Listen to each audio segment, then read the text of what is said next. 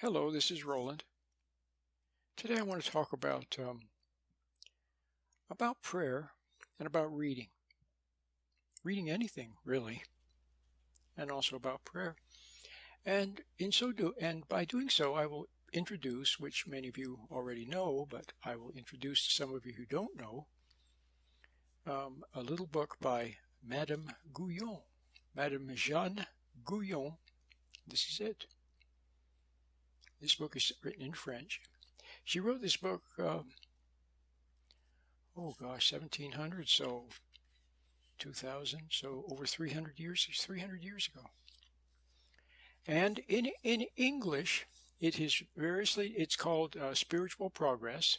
I think the earliest version, the one that is most faithful in a word-by-word literal translation is Spiritual Progress. It was written a long time ago. And now there are two very good translations of this book. Oh, the name of the book is I'll show you in English. First of all, there's this one, which is called Experiencing God Through Prayer. Experiencing God Through Prayer. Edited by Donna Arthur. Was published by the Whitaker House, I think about 30 years ago. It's a very small book. It's very, very nice. It's a very, very sweet little, nice little translation, actually. Leaves a lot out. Just give you some easy to understand, but very spiritual things from the book. It's very nice book. Then here's another one. This one is entitled Experiencing the Depths of Jesus Christ. Okay? It's another English translation of Madame Jeanne Guyon's book, Experiencing the Depths of Jesus Christ. And it's by the Seed Sower Press, and it's also excellent. It's just excellent. They captured, the ladies who translated this book captured the spirit of the book. They really did. So, both of these are very good, and surely you can find them at the library, or perhaps interlibrary loan, or perhaps buy it online from Amazon or something. One of these, either one. They're both good. Okay. Now the original book was written in French. She was a lady who lived in France, Madame Jeanne Guyon. And the French title, you've seen what these are: Experiencing God Through Prayer and Experiencing the Depths of Jesus Christ. This book is a spiritual classic. A spiritual classic. In French, it's called Le Moyen Cours, the short method. Le moyen court est très facile de faire oraison que tous peuvent pratiquer très aisément et arriver par là dans peu de temps à une haute perfection. Okay? A short and very easy method of prayer. That's basically what it says. A short and very easy method of prayer that all can practice very easily and arrive thereby in a short amount of time at a high perfection. So it's called a short and easy method of prayer. And actually what this book is about is establishing a state of mind that I talk about all the time. Now I help people to find that state of mind with a little meditation that I have. It teaches you how to become still, okay, and mentally stand back from thought so that you're not lost in the thought, so you're not floating away with the imagination, where most people spend their time. A vast majority of people spend a huge portion of the day lost in thinking about the past, reliving the past, planning and scheming for the future, worrying, or fantasizing. So that's where most of us are, but that's not where you want to be. Where you want to be is to find a state of mind where you are not lost in thought. And thereby, in that state of mind, you are closer to God, to realize intuition, which He sends us. In other words, in the inner light. The inner light from God is your intuition, by which you just wordlessly know things. And also realize God's presence in that state. Now, the state where most of us live most of the time is, some of us all the time, is a hypnotic state. That's right, a hypnotic state. That's the state of mind. Okay?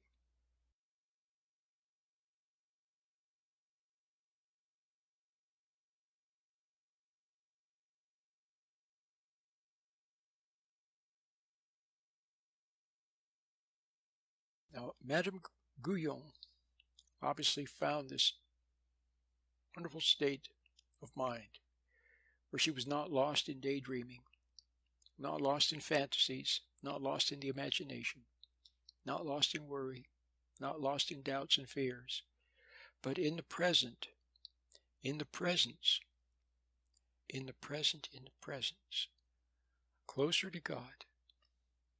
And there you have access to intuition. Okay? Now that is what she found. And when she wrote this beautiful little book, her plan was to help people to find that state that she found. Okay? So, having said that, let's now read a little something from, so it's basically waking up, so you have to wake up. See, people in the past, you know, Abraham, Isaac, Enoch, Elijah, Jeremiah, Isaiah, Paul, Christ, John, Ruth, see, and mystics down through the ages, and of course many nice people who you've never heard of. See, there are a lot of people in history that found it, but they didn't write a book, or they did and it was lost. But luckily, we have the Bible, and we have the book from Madame Guyon.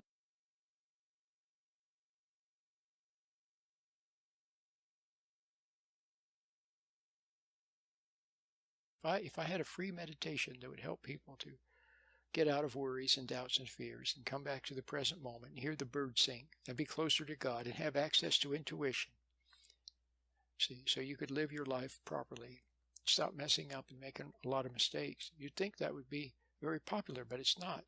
And the reason it's not is because, and it's free. The reason it's not is because most people avoiding the truth. They want to be in a hypnotized state. They want to be caught up in things, caught up in music, caught up in texting, caught up in videos, video games, work, excitements, and imagination. See, emotions. And when there's not excitement or emotions or drugs or marijuana or alcohol, then they're lost in their thinking, in imagining. See, because in reality, were they to come out of, if they're thinking, their imagination, their worries, their plans, their schemes, their marijuana, their alcohol, and away from their texting and everything else that pulls them, that keeps them, and everything that keeps them tied at this lower level of consciousness, then they would have to face reality. They would have to realize the truth of that they're not. See, most people are guilty of playing God, trying to run other people's lives and judging other people. See? Puffing up and wanting to be prideful, wanting to be respected, wanting to be admired, wanting to be glorified, and bristling if anyone corrects us, never wanting to admit we're wrong. See, it's really a nasty, disgusting thing that people would go around playing God, but that's what they do. So they acquire guilt for that, because when you play God, then you come in conflict with the real God. Okay? So people don't want to come back to reality because then they have to face the truth about their own failing, their own wrong, their own impatience, their own lack of understanding, their lack of love. See? So most people don't want to face reality. So even the best people, the ones who ultimately find salvation, even they avoid the truth for a long period of time. Okay? Until at a certain point, usually when they hit rock bottom, they cry out to God. And now they're ready. They're ready. They want to know the truth, regardless of the consequences, regardless of, what they have to face and what it means. See, they just want to come clean. And they yearn for something beyond the life of loving and hating and building people up and knocking them down and being prideful and knocking people down and them knocking you down and resenting other people and judging them and hating them. And they just have grown and struggling and striving. They've grown weary of that egotistical existence, and they yearn for something beyond. Okay? But they want the real thing. See, they want the real thing. And so they cry out to God, and He answers with His light. And then salvation begins. Okay? And it begins by bringing you to this state of mind where you come up from various levels of hypnosis, up to the reality, up to being awake and aware. Awake and aware. And that's where you have access to wordless knowledge, the inner light from God, and you have access to, and then you can begin to, very slowly, God will reveal Himself to you. And you can live in the present, in the presence. Okay? So then, when you find that state, and it is, if you're ready, it's easy to find. My meditation is only 6 minutes long. If you're ready, see, then you find that state. Then you're no longer. Then you can snap out. You'll still find yourself sometimes falling into imagination, or falling into worry, or falling into doubts, or falling into fears, or planning for the future. You'll find yourself, see, temporarily drifting away with that thought stream, but then somehow something makes you wake up, and you see that you're caught up in it, and then now you're no longer caught up in it. You snap out of it. So after you learn this to find this state, see, then you come under God's direction, and then He sends His light, so you may continue, so you may keep snapping out and snapping out and snapping out, so you don't get lost and pulled into pipe dreams and nightmares. And see, there's a whole world of scary world of nightmares and daymares in thinking, doubts and fears, and the door closes on all that negativity. And then you come into God's kingdom, and you become a child of God, and He watches out for you, and He sees to it that you begin to grow as a child of God. Okay, so all of these beautiful things are possible when you find that nice state of mind where you're not lost, hypnotically lost, and under the control of whoever can have access to your imagination through their words and their suggestions and their clever techniques. See? So the worldly authorities, they're always pressuring you. See, they pressure you to be ambitious, with drug pressure, performance pressure, sex pressure, ambition pressure, study pressure, academic pressure, and the peer group pressures you with all of their pressures, and coaches pressure you, and parents pressure. See? And by pressuring you, they eventually begin to put you into this trance state. And then you resent the pressure, and then you go into a deeper trance state through the resentment. So worldly authorities, then you're very controllable, and you're easy to fool and to manipulate when you're in some level of trance state. And then they become your authorities in that state, you see? And you are misled. And they take advantage, and you spend too much money, and all the kinds of things happen. But then when you come out of it, now you see things as they are. You see them as they are. You see reality as it is. Okay? And now that saves you from the next mistake, falling for the next lie, the next deceit, the next error, which can be very subtle. Even in your mind it can be subtle. Your thoughts, see, will try to mislead you, make you doubt. See? So, so then you're saved by finding this state. Then you can have it forever, unless you elect not to have it. But if you continue to want this state and want God in your life, then every morning you get up and immediately drag yourself to meditate. Okay, drag yourself to sit in a chair, or go in the bathroom and sit on the toilet lid. Okay, just go sit somewhere quietly for a few minutes and practice the little meditation, and that will be that signals your commitment to want to have God in your life and to willingly want this new way of life. See, now once you find this way of life, well, now you need a few tips. See, to help you, and also so that you don't get a wrong idea that something's wrong when it's not really wrong. For example, so now let's talk about Madame Guyon's book. So now I'm reading from Spiritual Progress, which was the most literal translation, okay, which is very close word for word with Madame's Un moyen court et très facile, okay. And this is chapter in this book, Spiritual Progress. It's entitled Chapter 16, on reading and vocal prayers. Okay, it's about reading and vocal prayers. Here's what Madame Guyon says. She said, the method of reading in this state.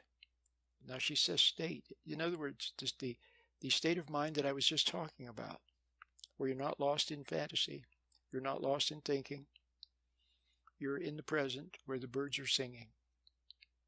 Okay, closer to God, to intuition from God, and closer to God.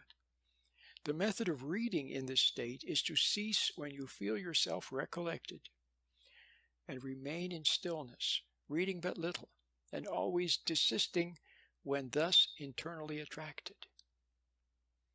In other words, she says it's to cease when you feel yourself recollected. Now, by recollected, that word recollection, she means when you feel yourself being drawn within. In other words, standing back, a little distant feeling. See, a little distant to the world. You're a little distant, you feel yourself pulled back. And then remain in stillness, reading but little, and always desisting or stopping when thus internally attracted. So, for example, in the morning, for me, the ideal is to go sit quietly with a cup of tea and a spiritual book. And it could be any book. I mean, it could be a book about psychology, or about, it could be a book on physiology. It could be something useful, or on cosmology or physics. But there are certain spiritual books that I read, and then, or even the Bible. See, it could be. But let's just say I have a spiritual book, and I begin to read. And I read just a little bit, see, or I read until something is highlighted, until I realize something. In other words, I really understand what's being said. Oh, and I see it, and I see it wordlessly, in a lightning flash. See, what could have taken 30 years for anyone to finally understand, I see it in a lightning flash. And actually at that point I can stop, or perhaps pick up my pen and then jot down related ideas that flow from that one insight, See, but if I keep gobbling, keep reading and gobbling, in it like well, I hate to use the term, but like a greedy pig, if I keep gobbling and gobbling and gobbling, see, then it becomes kind of dull, not good.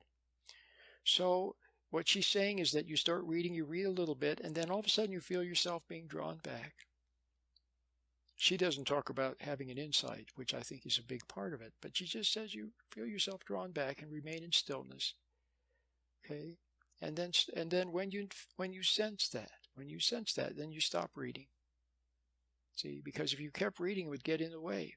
It would pull you out into the world. Reading is actually hypnotic. So what I do is I scan. Another way of saying it is to scan lightly. Scan until you see something that's of value, something that sparks, see, or something where the internal light within, highlights it for you. And then you see. So it's the internal apprehension that's the important thing. The inner light bears witness to what you're reading on the page and gives you private counsel. See? So the outer book, those words on the page, the ink on the page, merely will perhaps spark, see, an inner understanding, a wordless realization from within in God's inner light. That's the important thing, not the word on the page, but the inner realization. She goes on to say, the soul that is called to a state of inward silence should not encumber itself with vocal prayers. Whenever it makes use of them and finds a difficulty therein and an attraction to silence, let it not use constraint by persevering, but yield to the internal drawings. Okay? So what she's saying is, don't force yourself to read, to study. Okay? Just if you don't feel like studying, then don't study. If you don't feel like reading, don't read. If you do feel like reading a little, then read a little something. Let it be light. Let it be like a breath of fresh air when you see something sweet or beautiful or you have an insight. Okay? And then be satisfied with that. See? So that you remain close, so that it doesn't pull you away from the within. The outer thing should only bear witness to what you know in your heart. And then when you become aware of what you know in your heart, then stay with that. Okay? And then wait to see what other realizations might come. See? Maybe just read that one sentence, that one thing, you have a realization. That's enough. You close the book, then you go about your daily activity. Perhaps all day long you'll begin to see other aspects of what you read or have more insights about it. And it'll be with you like a beautiful strain of music all day long. That one insight, see, can flower into many sweet, quiet, wordless realizations within. It's called understanding. Okay, it's the wordless word from God. Okay. It is much better not to be burdened with and tied down to the repetition of set forms. So she's saying, don't mindlessly mumble prayers. See, because all they do is they cramp your style. They pull you outward. See, but wholly given up to the leadings of the Holy Spirit. And in this way, every species of devotion is fulfilled in a most eminent degree. See, be led by the Spirit. If the Spirit leads you to read a little something, then read a little something and then stop. But if you sit there mumbling prayers over and over, all it is hypnotic. It'll dull your mind. It'll pull you away. You won't have any realization. It pulls you away from the inner. It pulls you away from the inner light. See? So we've just read a small section by Madame Guyon called On Reading and Vocal Prayers, and I've elucidated it for you. Okay? My name is Roland.